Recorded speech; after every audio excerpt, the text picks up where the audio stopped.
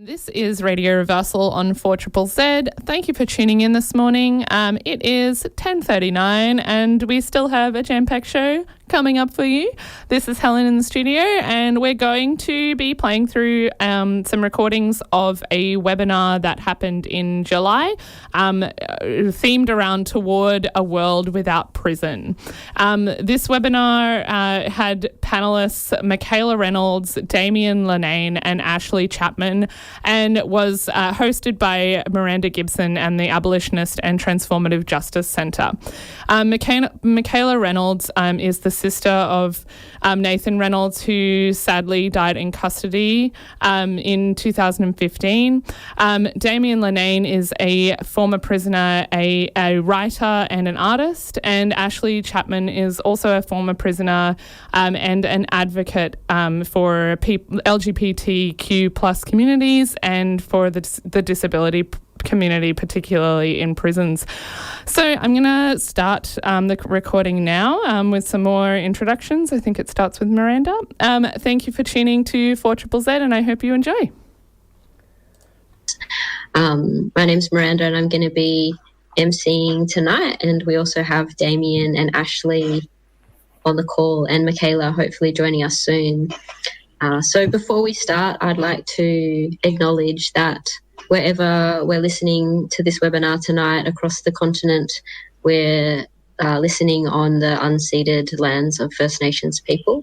I'm joining tonight from Gumbaynggirr country, and I want to pay my respects to elders past, present and future, and to remember that particularly when we're talking about this issue around prisons, that this is something that adversely affects First Nations people in this country, with such a high incarceration rate for First Nations people here. So I guess for some people might be joining us who also listened in last month. So this webinar series, we're hoping to do a few more in the series.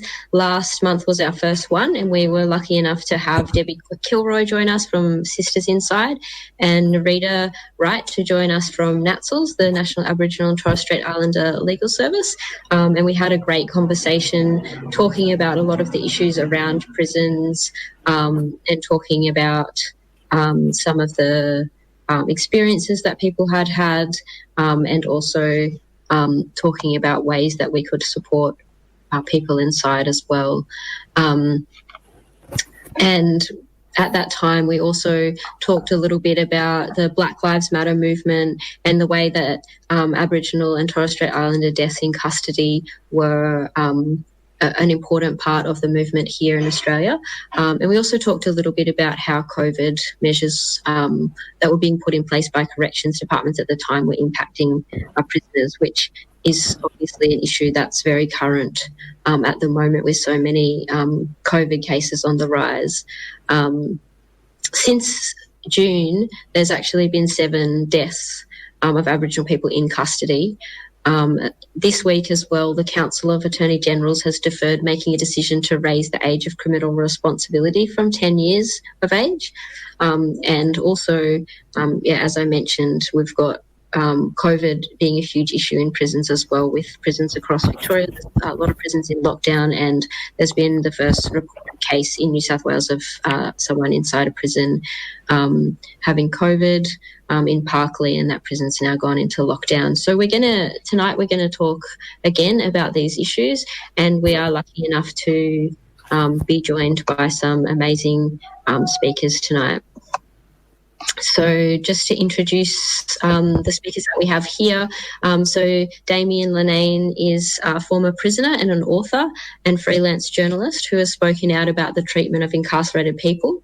He's currently writing an autobiography and lobbying for better educational programs and mental health support for prisoners and involuntary mental health patients. We also have Ashleigh Chapman, who's 26 years old and spent 5 years incarcerated and has autism spectrum disorder. Ashleigh has focused on LGBTIQ rights and support whilst inside, and became the first female in history of female corrections to become an LGBTIQ rep and advocate. She's passionate about disability justice and the rights of LGBTIQ people in prison. We'll also be joined by Makayla Reynolds, who's a 21-year-old woman from Sydney Gamilaroi woman. And in 2018, her brother Nathan passed away from an asthma attack in prison. Makayla's been involved in the movement around deaths in custody and established a petition which was calling for people to be released from prison due to COVID. And she also works at the Aboriginal Legal Service. Okay, so to get started, maybe we'll go to Damien first. And if you just wanted to introduce yourself and to let us know why this issue is an important issue for you. Mm-hmm. Yeah, so hi everyone, I'm Damien, I'm 34. I've just finished a master's degree last month. Ironically, one I wanted to start in prison, but I couldn't, and we'll probably get into that about why. But doing that, I work as a freelance writer and artist. I actually wrote a novel in prison, which came out late last year, and I got arrested for the first time at 29 and went into prison several months later, and it was just a really eye-opening experience for me. I had no idea about like the lack of resources and what's affecting inmates, and basically I just realised that this system's broken, and the ironic thing is that the people that work in there know that it's broken as well, and I'll probably get into that a bit, but be the change you want to see in the world, and I just decided that I was going to get involved with groups and activists once I got out, and I got out in September 2016, and I've been kind of irregularly, but involved in quite a few programs and campaigns for prisoners' rights and involuntary mental health patients as well, and I guess that's what brought me here today. Ashleigh Chapman, 26. I'm originally from Queensland, moved down to Victoria after some family violence and some trauma as well, and a loss. I first became incarcerated at 20. I grew up in prison, so 20, 21, 22, 23, 24, and just got out for my 25th, so that's exciting. I came in, I'm very well educated, you could say. So I came in on the back foot. I was around people who did illicit substances and drank quite a lot of alcohol. So on those two reasons, I was already on the back foot. Then I realised because of my ASD, I was socially impaired, as I used to say. So I didn't win any favours at all straight away. I actually put a target on my back pretty quickly. But I soon learned I can still be myself. It took a while, and I started noticing I was being treated differently. Some officers would treat me like I was a child, and, would even ask if I brushed my teeth today. And other officers would treat me like very badly. So I saw that I didn't want to be treated any way differently than everyone else. So I started looking at that, and I started focusing on that. I made it my mission. So this is quite close to me as well, because there's a lot of other ways that I could have been punished for my crime than being sent to prison for 5 years for the first time I ever broke the law. So this is actually quite close to my heart.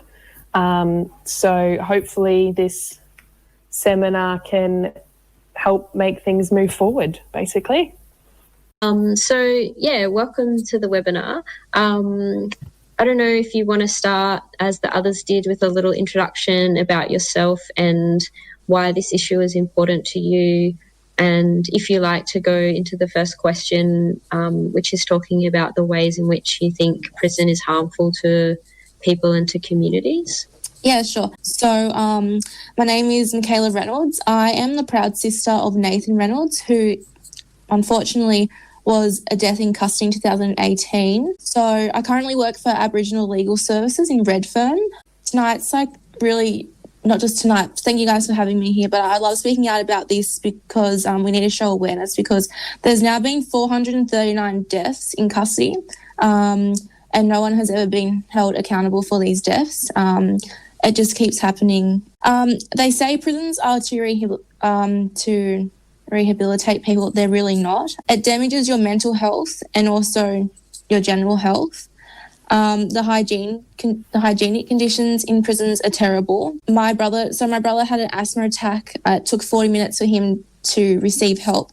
The prisoners were the most help to him. I also had another brother who was incarcerated. He's just been recently released, but he was sick himself for 2 weeks. He was calling me up complaining of symptoms of asthma, like my other brother. He couldn't breathe, chest was tight, he wasn't getting help. I got to about a 2-week mark where he was still not getting help at this stage. So he was coughing up blood and basically begging for help because of the anxiety that he was getting from thinking about what happened to my other brother and being under similar circumstances.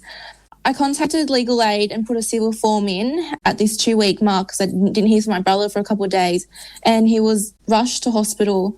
His lungs were full and he had pneumonia. So coughing up blood and losing your brother still isn't enough for someone to get help in there.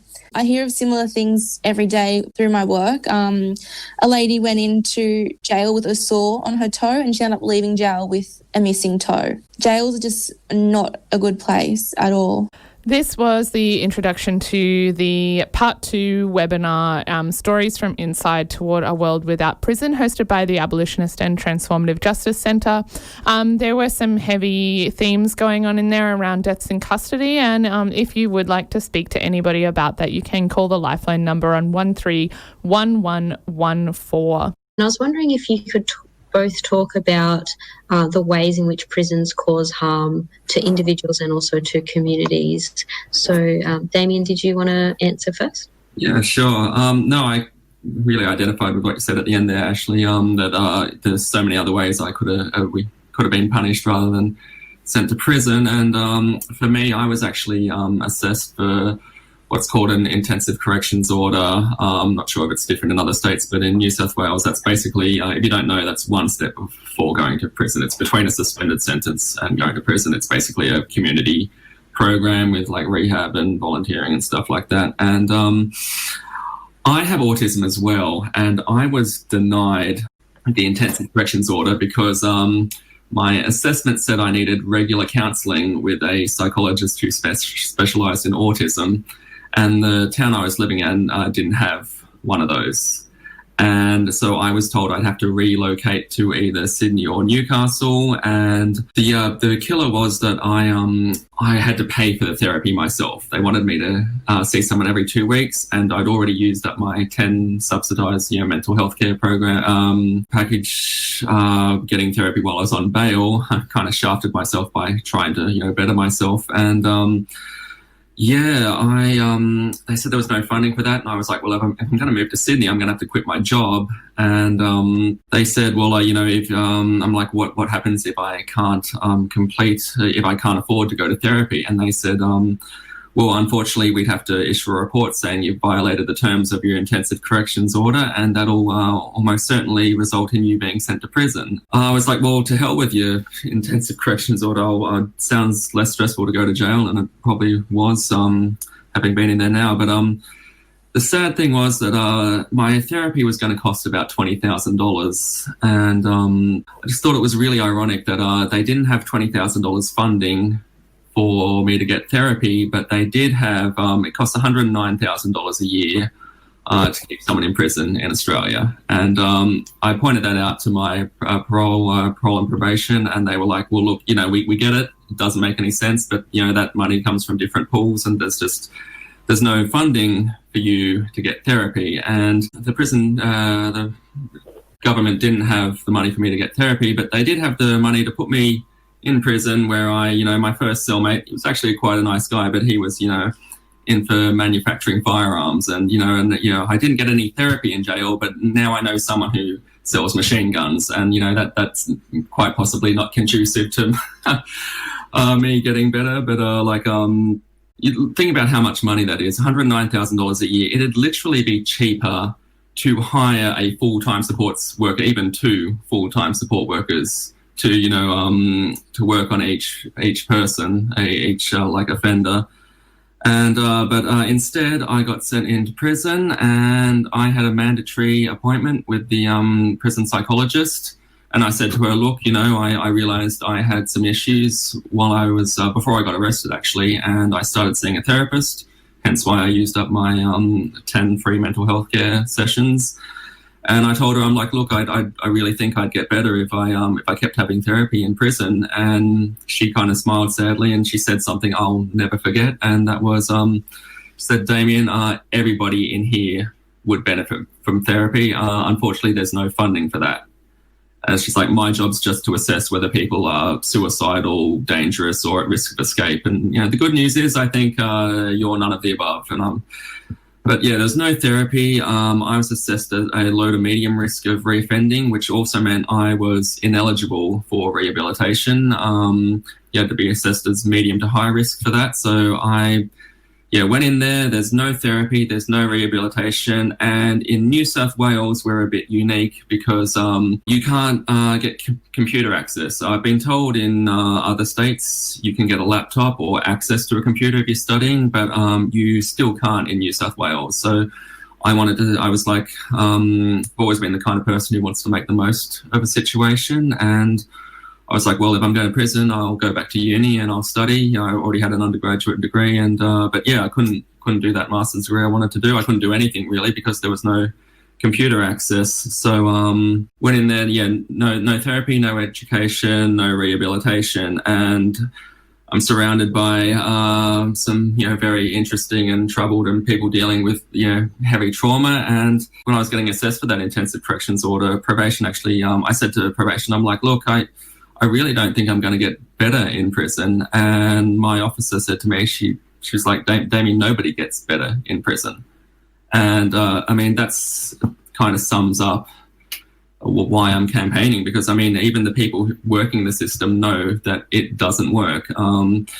Depends what your end goal is really, but nobody comes out better than when they went in. The ones that do kind of turn their lives around a bit, they've already made that decision before they went in, generally, in my experience. So it's just completely counterproductive. Like, you look at the statistics, and the biggest factor for being sent to prison is actually if you've already been. You're going to get stuck in that cycle where you get out and it's harder to find work and so on and so forth. And I'm sure most of you already know all these kind of things, but it's just completely counterproductive to reintegrating into society. You're living in this environment where, if you've ever thought there's not quite enough toxic masculinity in society, try going to prison. There's a lot more there. It's this environment where if you're not willing to fight at a drop of a hat, you're perceived as being weak. And then you'll get targeted by, the thugs in there, more or less. And then you get out, and all of a sudden, that skill you've built up, which is willing to punch on at any minute to protect yourself, that's not really a skill that's valued in society. So basically, you learn how to adapt in prison, and then when you get out, you have to try and unlearn that, because everything that's you've been subjected to isn't conducive to you rehabilitating it at all. Like, prison is basically rehabilitation, and if you try really hard, in my experience, you can break even, but you can't really get better. And so I think that's my winded way of answering that question.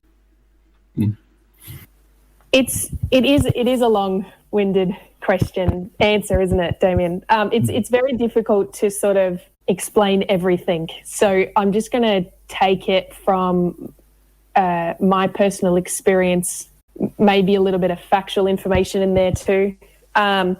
Basically, one of the things is the difference between unequal power relations and also discrimination. I think that's quite big for everybody, no matter the colour of your skin or disability or mental health. That there's a massive unequal power between prison officers, staff, and also the prisoners themselves, the people themselves.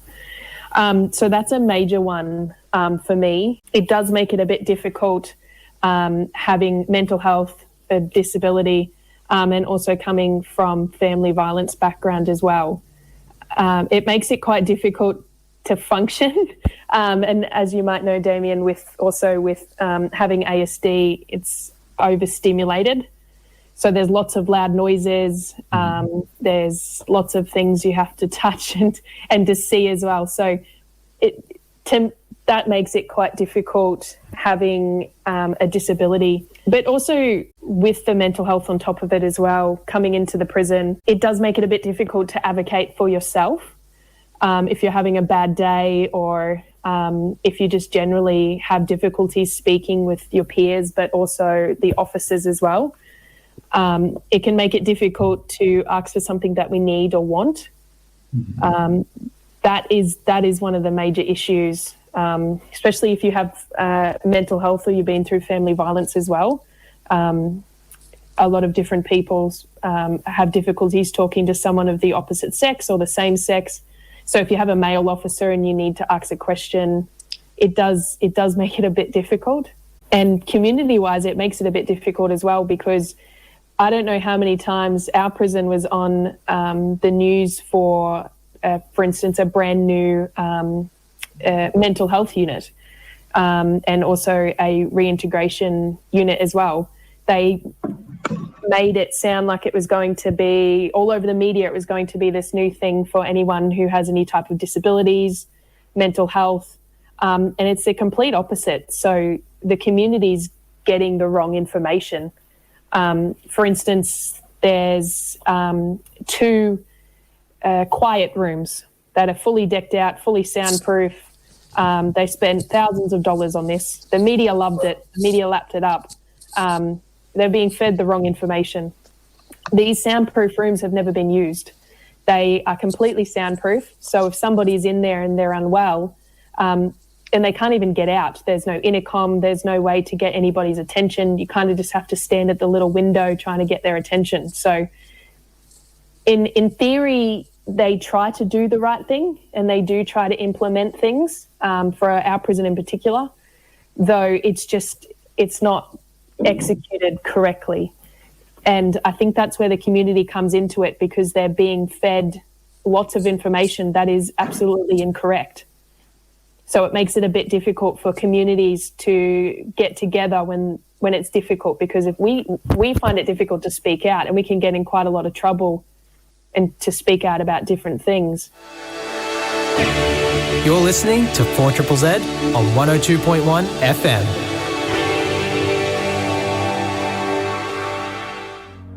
Brings us to our next question, which is thinking about the current situation of the COVID pandemic, and how this relates to people who are incarcerated at the moment, the health risks, and also the kinds of restrictions we've seen placed on people around the pandemic, and the impact that that's having on people as well. So, if the speakers can talk about what you think the risks are around COVID in prisons, and also about what we can actually do to support people who are incarcerated at this time. So, did you want to speak to that first, Damien?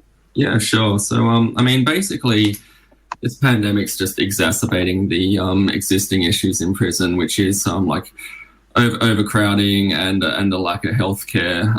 Really, when I went in, that was the end of 2015, and it was all in the news before I went in. Like, we were suffering from a really bad overcrowding situation in New South Wales, and I went into a 2-man cell. I started on remand, and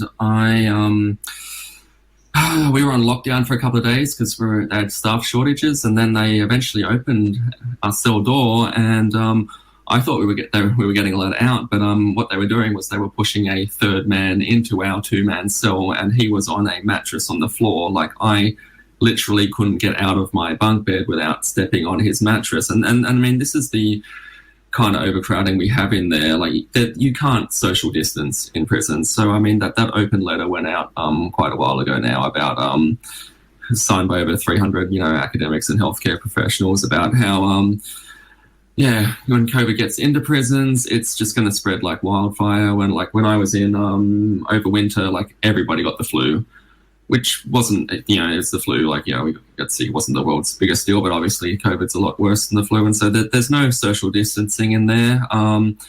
as Makayla was leading to, that the healthcare is terrible. Like, and just even not even like, you know, well, like serious issues, like even like little stuff. Like I got a toothache like 11 weeks before I got released, and I went to see the nurse about that, and she's like, look, Damien, there's no point in me putting you down to see the dentist because the waiting list for the dentist is like, you know, 6 months. And I'm like, well, yeah, isn't that magical? But like even little things like the waiting list to see a doctor was weeks. Nurses wouldn't take you that seriously.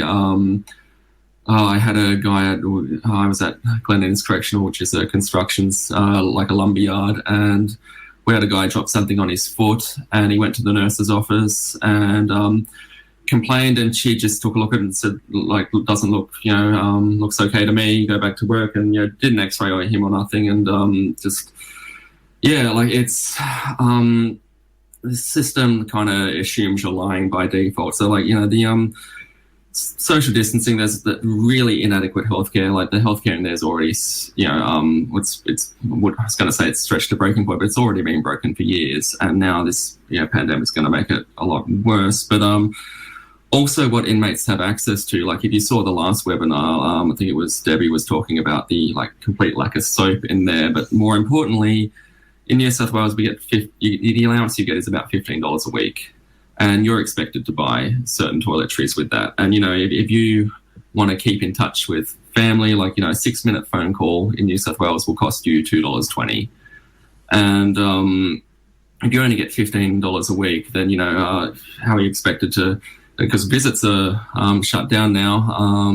Yeah, like you're expected to keep in touch with your family, preserve your mental health, buy more food for yourself because they don't feed you enough, and also, you know, buy your own soap on $15, and it's just ridiculous, really. And as the open letter said, the really big risk with this is that COVID's going to get into prisons. It's going to breed like wildfire in there, and then the staff who, you know, one staff member is going to bring it in, and then all the staff are going to take it back out. It's going to act as a breeding ground to spread back to the community. And yeah, I just, it's just unfathomable why the government's passed these laws that to allow them to release people, but they haven't taken advantage of them at all yet.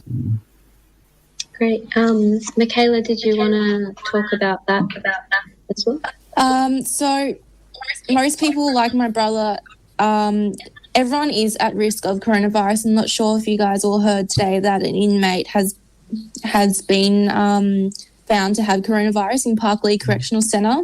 His test came back positive. Most people in jail are, like my brother, Aboriginal, chronically ill, and have already known medical conditions that aren't treated.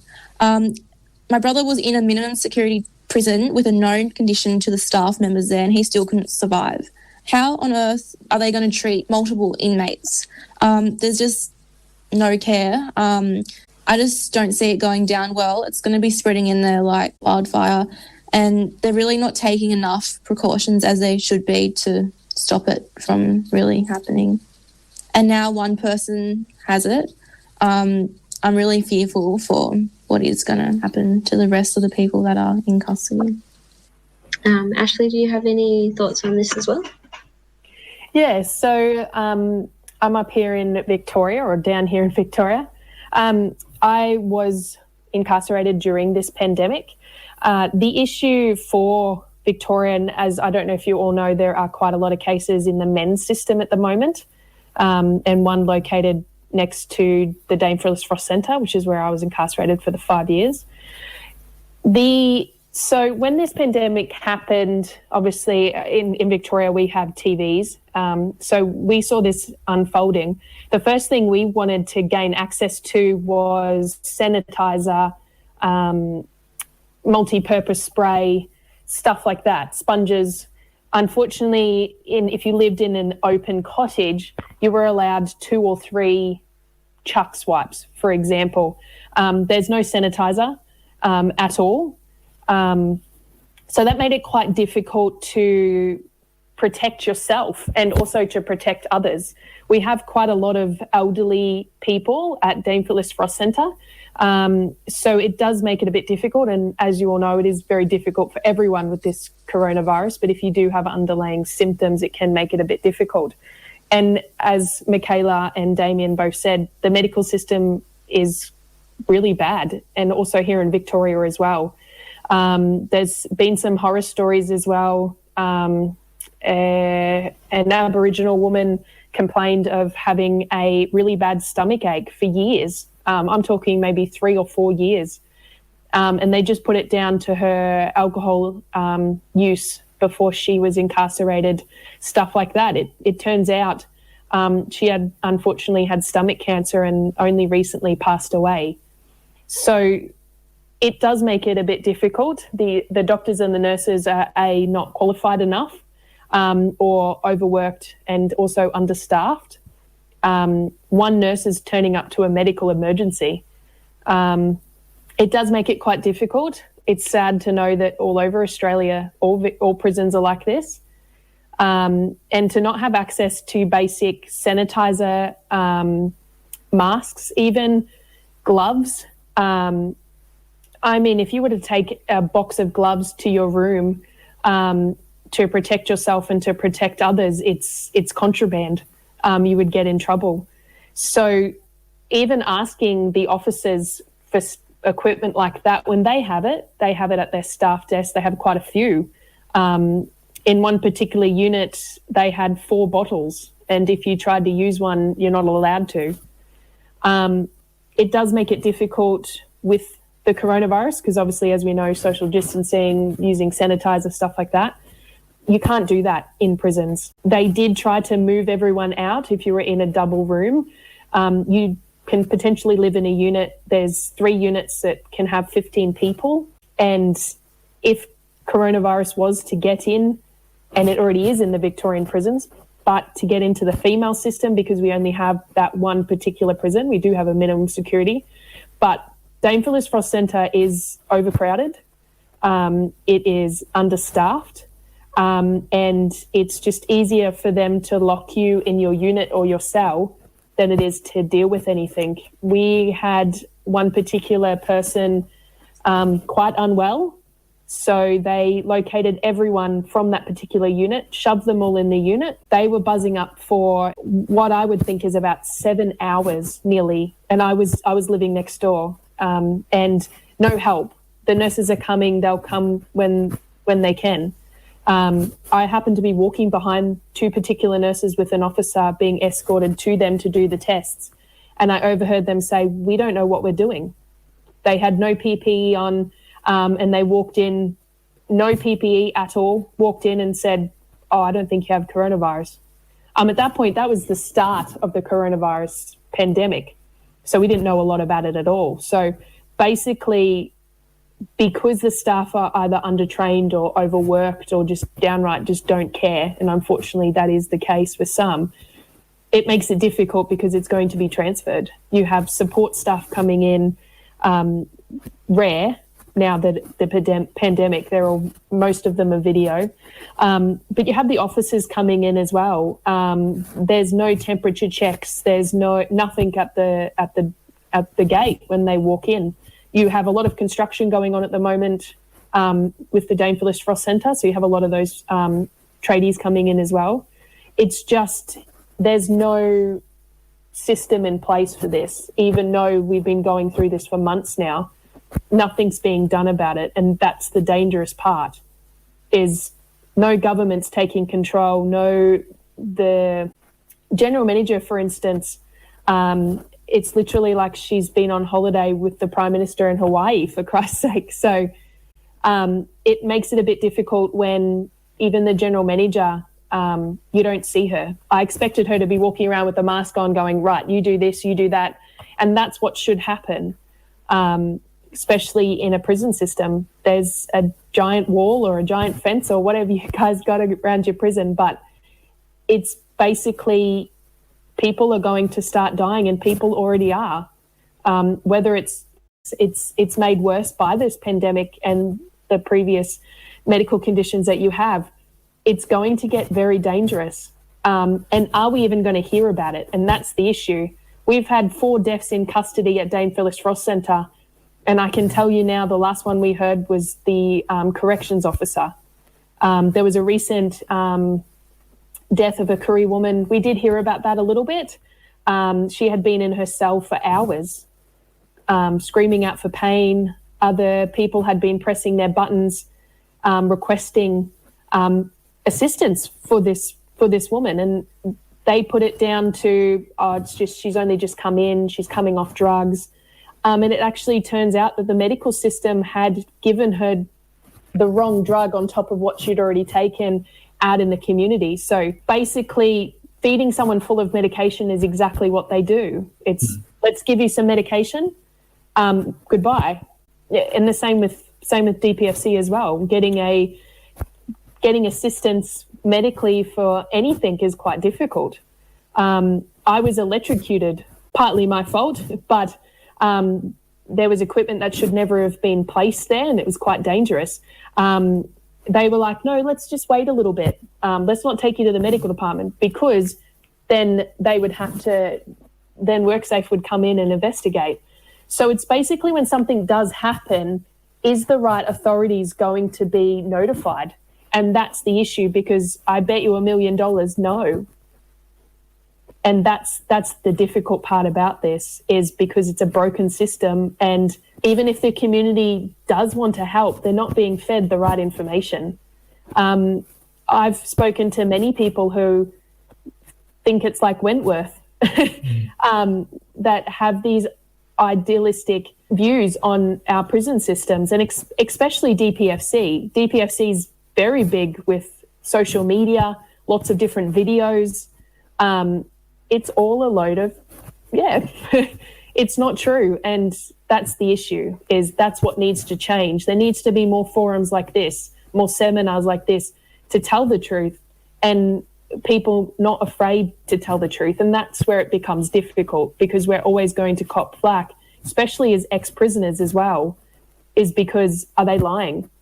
Are they telling the truth? Is what they're saying is true? Because us up against corrections is difficult. I would say we would cop flack for this. There would be many flack for this. Look what happens with the Black Lives Matter protests. Let's just go in and let's just arrest them all and throw them all in prison.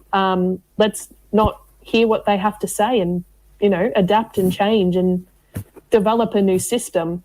And that's the issue, is corrections needs to change. It needs to literally be flipped inside out, upside down, and just changed. And that's the issue, is we have a big road ahead of us, but doing seminars like this and listening to the people who have been through it, or their family has been through it, it makes a difference, because what is being said and what actually is being done is completely different. You're listening to 4ZZZ. This is Radio Reversal. Helen in the studio this morning, and we've been playing through some of the webinar stories from Inside Toward a World Without Prison. Thank you so much to all of the speakers who spoke on that webinar. That was Makayla Reynolds, Ashleigh Chapman and Damien Linnane, and hosted by the wonderful Miranda Gibson.